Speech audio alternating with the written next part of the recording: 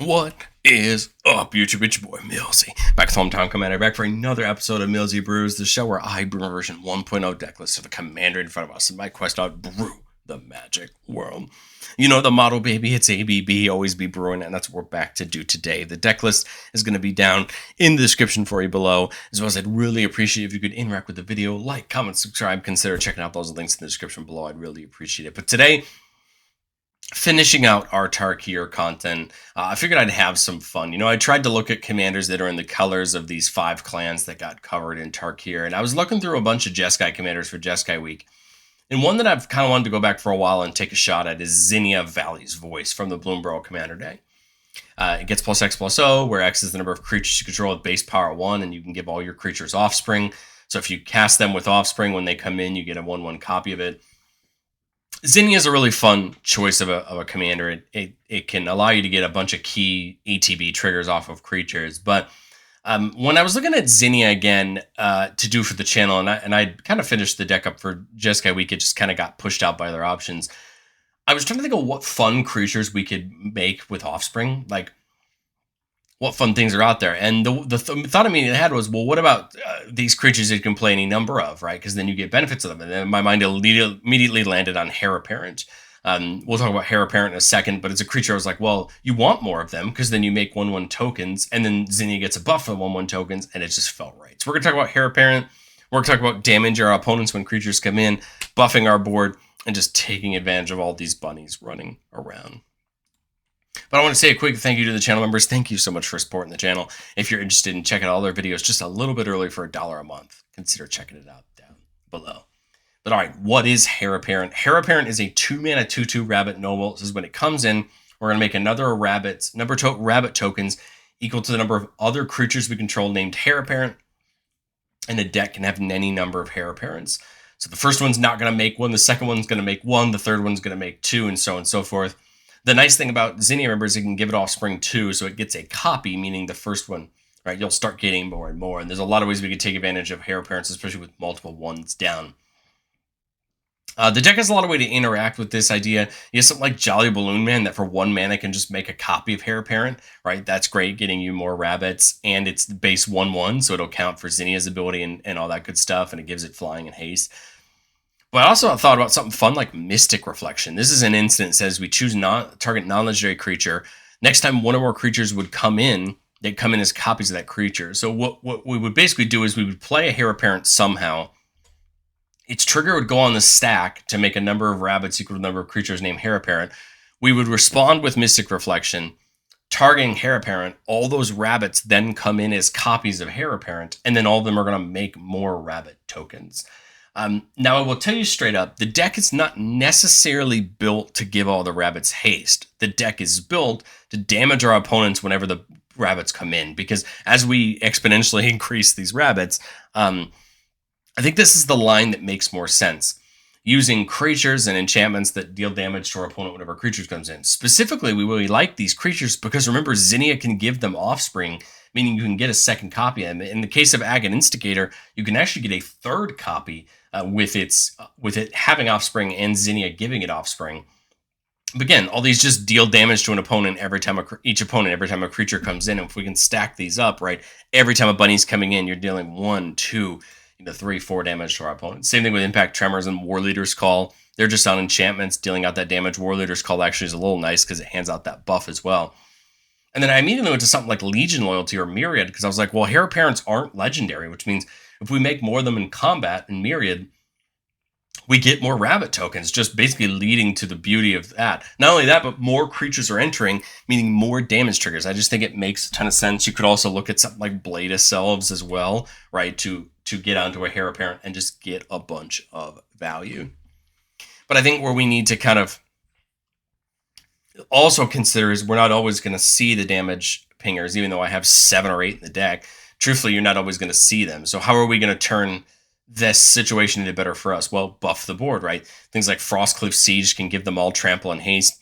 On Wings of Gold gives them all +1/+1 in flying. Banner of Kinship looks at the amount of rabbits we have when it comes in and puts a counter for each rabbit we have on it, and then all our rabbits get +1/+1, just basically exploding our board in value when it comes in.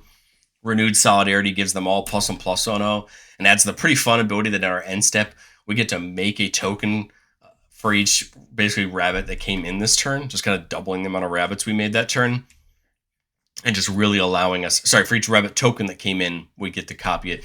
Again, just giving us way more value and making sure that we're just flooding our board. And then Shared Animosity. Every attacking creature gets +1/+0 for each other attacking creature that shares a type with it. Again, we're going to go wide with bunnies, just creating a huge problem for our opponents. And the wider we go, the more buff we get. But I think we want to do, again, more. It's not just enough to play Hare Appearance because we're one board wipe away from everybody tearing our things down. I think we can take advantage of caring about them in certain ways. A Johnny comes in on the front side and makes a cat, but if we can flip it to the back side, it has a 0 ability that makes a cat. And then if we have a red permanent other than a Johnny, he deals damage equal to the number of creatures we control at any target. We can dome somebody pretty hard for the number of creatures we have. Arabella, when it attacks, deals X damage to each opponent. We gain X life, where X is the number of creatures we control with power 2 or less. It's not even attacking creatures. It's just how many creatures we have, meaning Arabella, on an average Hare Apparent board, should be dealing 10 or 12 every time it attacks, and it's just going to continue to get worse over the course of turns. Delny can basically make the rabbits unblockable. They can't be blocked with creatures 3 or greater, so people can trade into them. But it's okay, because we're probably only going to be attacking when we have to, really making sure we get hit in. But Delny adds another nice piece of ability, which is whenever a ability of a creature we control with power 2 or less triggers, it goes off an additional time, meaning all of our Hare Parents are going off additional time. Luminous Broodwolf can help potentially protect our board. Whenever a creature we control without flying dies, it comes back with a flying counter on it, meaning if somebody wipes the board of all our Hare Parents, they all come back with flying counters, making new rabbits, right? And it's being really nice there. And then Rabbit Augmenter was in the Commander deck originally and seems kind of fun. It says whenever another creature we control with base power 1 enters, it gains haste until end of turn, so those rabbits will get hasty. And then whenever another creature enters, if it wasn't cast, you put a counter on Rabbit Augmenter and it can't be blocked till end of turn. Now Augmenter becomes a threat, right? If we have 10 bunnies come in, this is getting 10 counters on it and can't be blocked and becoming a real threat to our opponents. So we're trying to add these threats, right, around the rabbits rather than it just being just spam rabbits, which is still fun and what the deck's trying to do. We have fun interactions like Nanogene Conversion. We can choose a creature we control and each other creature becomes a copy of it until end of turn, except it isn't legendary. Well, you just pick Hare Apparent, play another Hare Apparent, and now you're getting a ton of rabbit tokens, right? Just getting a big amount of value. Perplexing Text lets you bounce all non-token or token creatures back to hand. This is kind of fun because we could bounce all of our non-token creatures back to our hand and play all our Hare Apparents again, to get more rabbits, especially against something like a board wipe. And then, of course, when you're playing a deck with a bunch of spells of the same name, you want to look at something like Thrumming Stone. It says all of our spells have Ripple 4, so whenever we cast a spell, we can reveal the top 4 cards of our library if we want to, and cast spells with the same name from among them for free. This is a pretty fun ability to just get a bunch of rabbits at one turn, potentially go chaining through our deck, and just hopefully if we have a damage, and if we have an ETB damager and pinger, we can just potentially, if we chain enough, we can just really work our way towards ending the game. I know the explanation is not long on this video, but truthfully, I think you get the point. You're playing the Hare Appearance, you're getting the rabbit tokens, you're trying to win the game that way. So going into testing, truthfully, I think I would just look to see, can I take advantage of this a little bit more? I went really, really hard on Mirror March. I had a tough time cutting it because I love the meme of playing a Hare Apparent, flipping a coin until you lose the flip, and just getting that many more Hare Apparents for more rabbit tokens. It just introduces some fun into the deck, but I'm sure I can find a slot for it. The same thing with something like Hinterland Sanctifier, gaining us life whenever a creature comes in. I didn't touch these Soul Sister style abilities very much, but I think you could just gain yourself a ton of life and help protect yourself even if somebody wipes the board. And then you have the option of things like Gold Knight Commander or Cathar's Crusade, right? Wherever a creature comes in, all your creatures are getting a buff so that you could, push towards combat that way. There's a lot of other things we can do to the deck, but I think in a lot of ways I just want to see if it magics on its own right now, and then we can fill in more of the gaps if we feel like they're there. But let's get into our playtest. Remember, the goal of playtest on our channel is not to find magical Christmas land. It's not to show off our best plays, but it's to get into a game scenario and kind of see what hand we would keep and what we're looking for. Here we're keeping a 4-lander with a Witty Roastmaster. There's an ETB Damager, and we got a couple Hares. So this isn't a bad hand. This would be ideal if we could wait until we could offspring one, either Witty or Instigator, to with Zinnia, so we get more ETB damaging. There we pick up a third Hare Apparent. So now we can't offspring Witty Roastmaster. We can offspring the Agate Instigator if we want to, for its own ability, right? Getting another one in, this will damage off of Agate, but now we're setting up a nice board, right, where we could either play the Hare, or if we're not as worried, we could actually offspring the Witty Roastmaster right now if we want to. Basically, setting up. Now we have 4 damage pingers, and if nobody else now has any response to what I'm currently doing, I'd probably play 1 Hare and then offspring the second. You can either offspring the first one or offspring the second one. It doesn't really matter. But the point is, it's 4 damage there, 8 damage here. You make the Hare copy, so that's 4 more damage. That's 12. This one would make 1 rabbit. This one would make 1 rabbit come in, so that's 16 total. This one would make 2, so 20, 24. So if no one's interact with the board, there's 24 damage, right? Just this turn. These tokens, are all 1/1s. So Zinnia is getting +6/+0. It can take a nice attack this turn. And then, if the board doesn't get changed, right, you just continue to play some more Hare Apparents. There's a world where instead of playing this Witty, we just go into the Hare Apparents instead. I think that's another viable line here. You don't get as much damage, but you probably save yourself the ETB pinger just in case somebody does wipe the board, because it's the most logical decision anyone could have. Because at this point, Zinnia doesn't really matter. It's these damage dealers and the Hares that really matter, that people need to go for. And look, we're packing a few extra, so if somebody wipes the board, we just play a couple more Hares and, and keep the party going. Fast playtest there, but I think truthfully, when you're playing a deck like this, you either have it or you don't, right? And that's kind of the goal of what we're trying to do. Let's get into playtest number 2. Keep it a 4-lander with 2 Hares and a Jolly Balloon Man. Again, we really like Jolly Balloon Man because it gives us the ability to make a Hare Apparent every turn. Here, I'm kind of thinking just getting down the Pearl Medallion. Remember, that reduces all white spells by 1. So our white spells are going to get a little bit cheaper to cast. I'm kind of thinking Zinnia, although I guess I could see the argument for Jolly Balloon Man instead, right? Because then, right, you could use it on the next turn. But I'm kind of thinking that. The only reason there is this is 2 mana, right? And then I could offspring a... No, I can't, because it's 2 mana to offspring. I could go Jolly Balloon Man, 1 Hare, and then use Jolly to make a copy of the Hare as the balloon, right, which would make me 1 rabbit this turn. And then take the attack with Zinnia. Remember that balloon goes away. Now on this turn, I could play a Hare,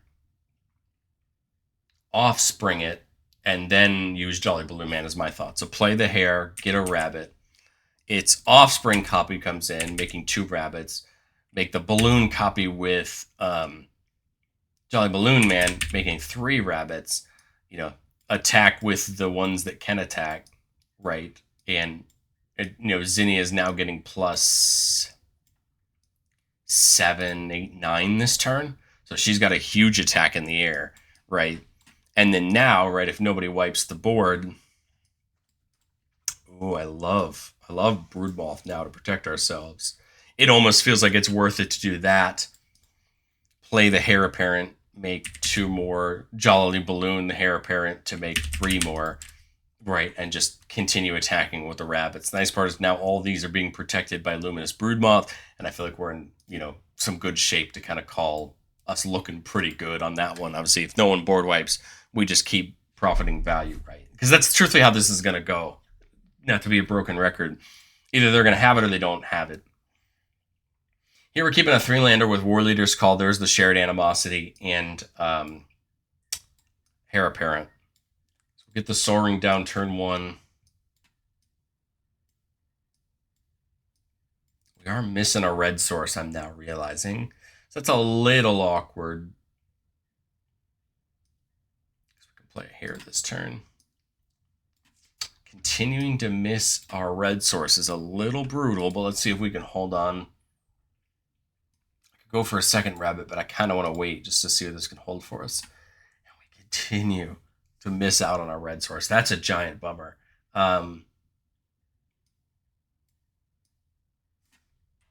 It's Hare for 2 more rabbits. We might be honest trouble here if we can't find that. We can't find that red source.